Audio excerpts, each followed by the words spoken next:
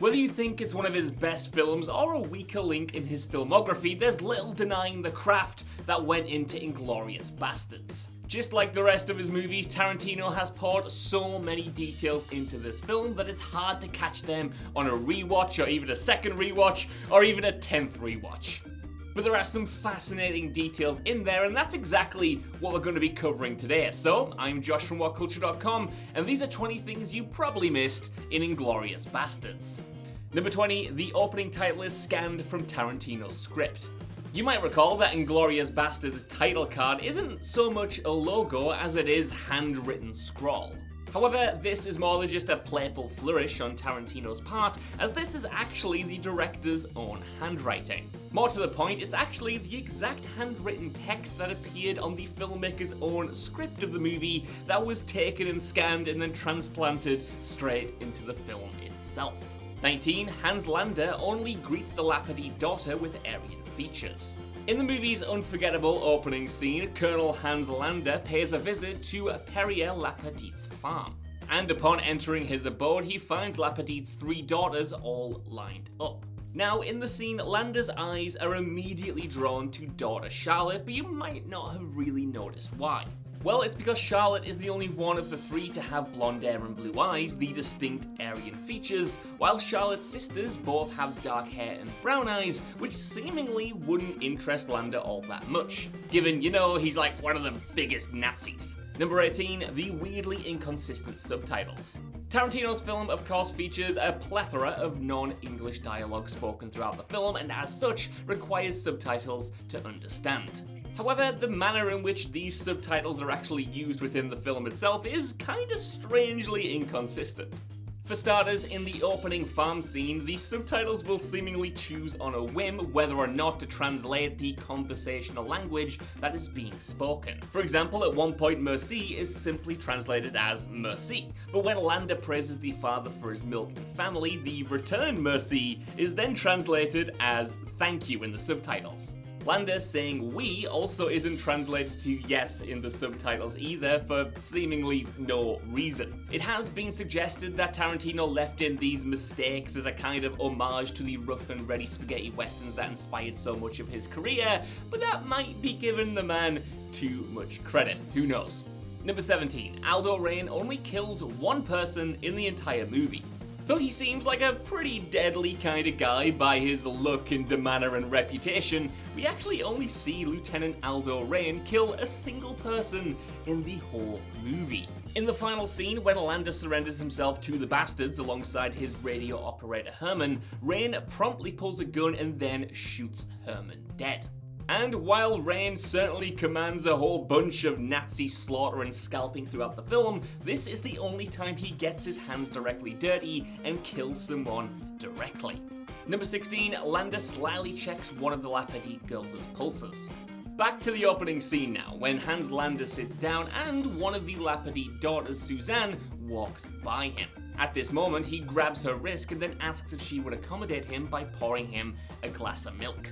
Also, I'm not the first one to make this observation or anything like that, but why are so many villains in movies always drinking milk? Anyway, pay close attention to Landa in this scene, and you'll actually notice that he grabs Suzanne's wrist in order to slyly take her pulse and determine whether or not she might be lying. Now, to be fair, hiding something or not, pretty much everyone would have a raised pulse in a scenario like this, but still, it goes a long way to showing just how many tools Hans Landa has in his tool shed in order to get what he wants. That was kind of a phrase, and I'm not going to do it again, so that's what we're going with. Number 15, Quentin Tarantino has 2 cameos in the film.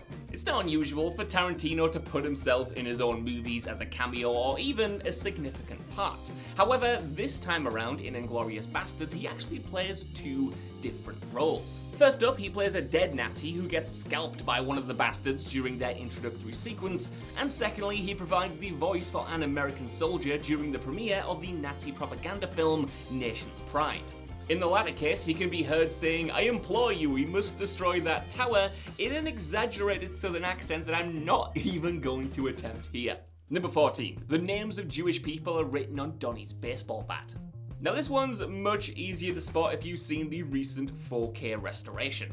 Now, we know that Donnie the Bear Jew Donowitz uses his trusty baseball bat to bash in the faces of Nazis, but did you know that there's actually a bunch of names written on this item? As a scrapped scene from Tarantino's original script reveals, Donnie bought the baseball bat before shipping off to war, and then asked everyone in his Jewish Boston neighborhood to sign the names of their loved ones who might be in danger.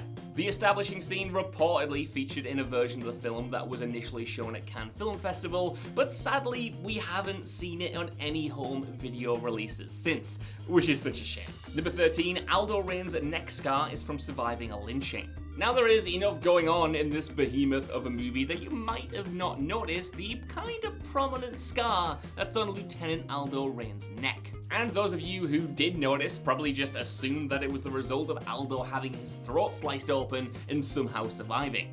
But if you look closely at the wound, you'll note that it's not from a knife, but rather from a severe rope burn. Better still, Tarantino's original script actually described what caused it, saying, quote, "Lieutenant Aldo has one defining physical characteristic, a rope burn around his neck, as if once upon a time he survived a lynching and the scar will never once be mentioned," end quote.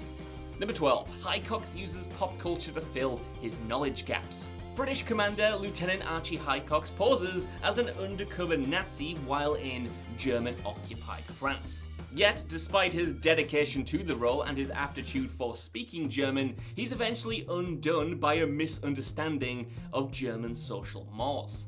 However, this is basically foreshadowed earlier on in the movie, where the lieutenant, a former film critic, uses pop culture references to paper over his gaps in German knowledge. For instance, Highcox tells the general that he speaks German, quote, "like a Katzenjammer Kid," but the Katzenjammer Kids was actually an American comic strip in which characters spoke in stereotypically German accented English, which really isn't much good at all if you're trying to pose as a Nazi in Nazi territory. Number 11, Sam Levine has a secret second role.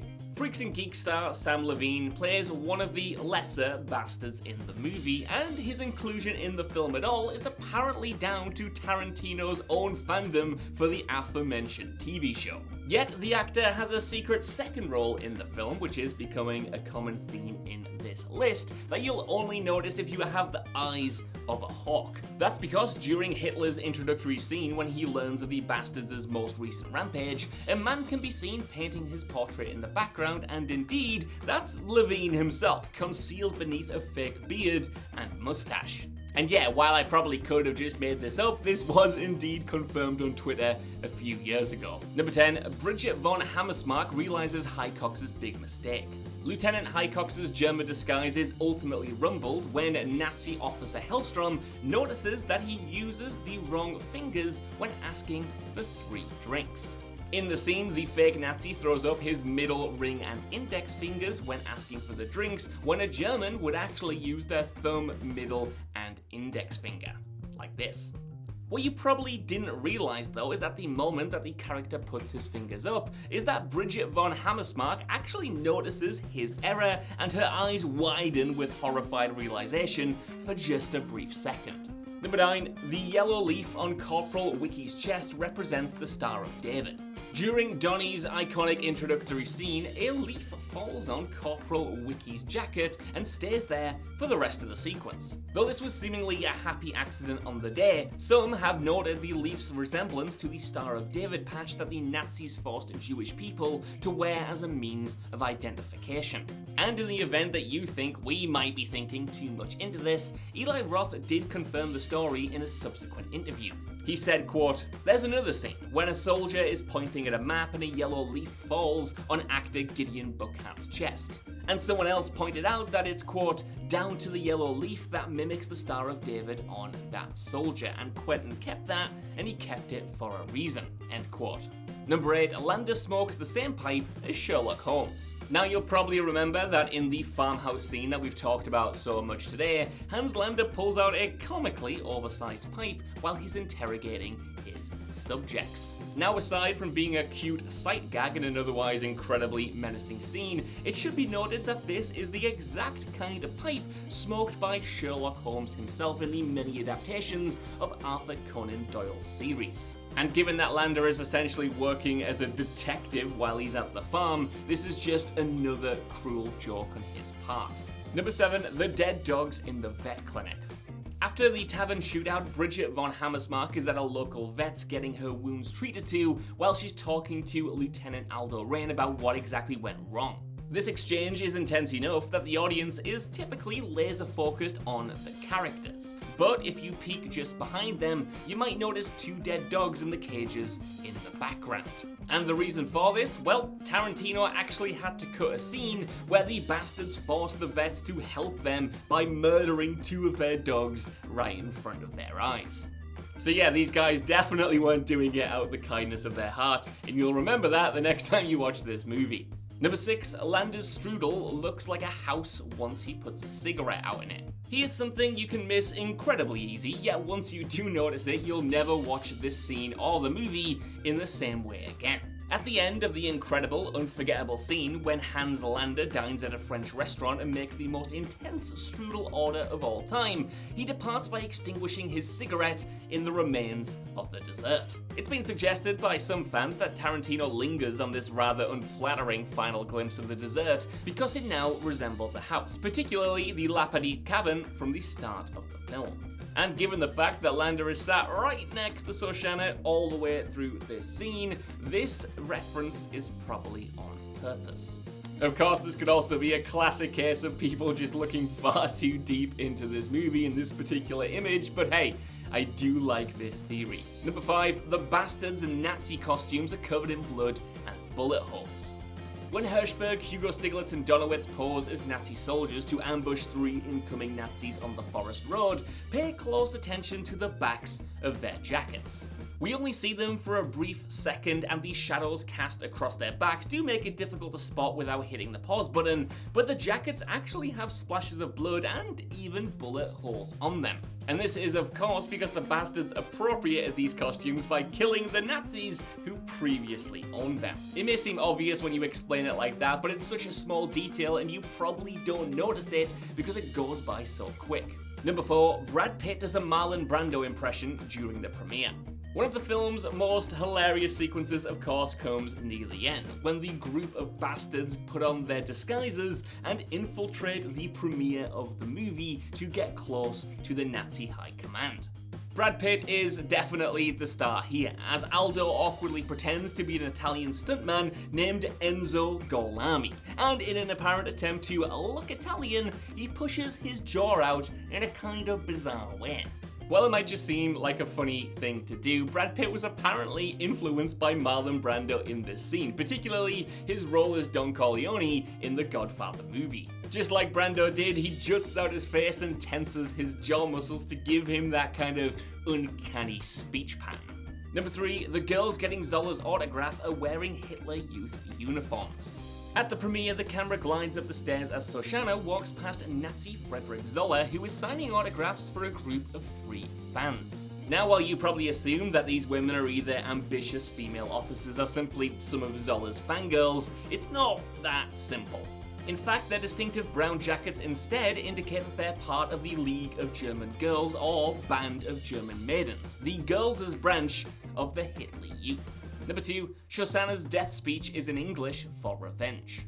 At the end of the film, the doors to the cinema are locked, trapping all the Nazis inside as a fire starts to rage, and all they have to see is Shosanna's face on the big screen. Now, her speech is actually spoken in English, reportedly as an additional punch to the gut for the Nazis, many of whom wouldn't actually understand what the hell she was saying, much like how Shosanna herself was unable to understand Hans Landa at the start of the film when her family was killed. This was apparently suggested to Tarantino by Shosanna's actress herself, and it makes for a much more powerful sequence. Number 1, Kurt Russell's dying scream from Death Proof is used in the climax.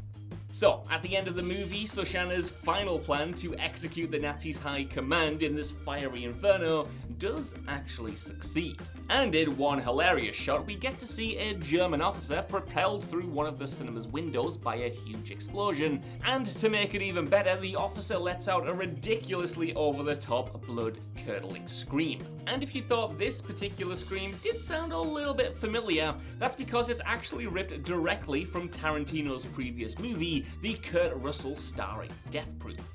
In fact, in that movie's finale, Kurt Russell's character lets out the exact same scream, and it was just so good, Tarantino decided to use it twice. So, that's our list. I want to know what you guys think down in the comments below. How many of these Inglourious Basterds details did you already know? And has this inspired you to go back and find out everything else you missed? Let me know, and while you're down there, could you please give us a like, share, subscribe, and head over to whatculture.com for more lists and news like this every single day. We have a whole bunch more Tarantino lists that are looking into his films, so I would definitely recommend checking those out. Even if you don't though, I've been Josh, thanks so much for watching, and I'll see you soon. And apologies for all of my pronunciations, I tried really hard.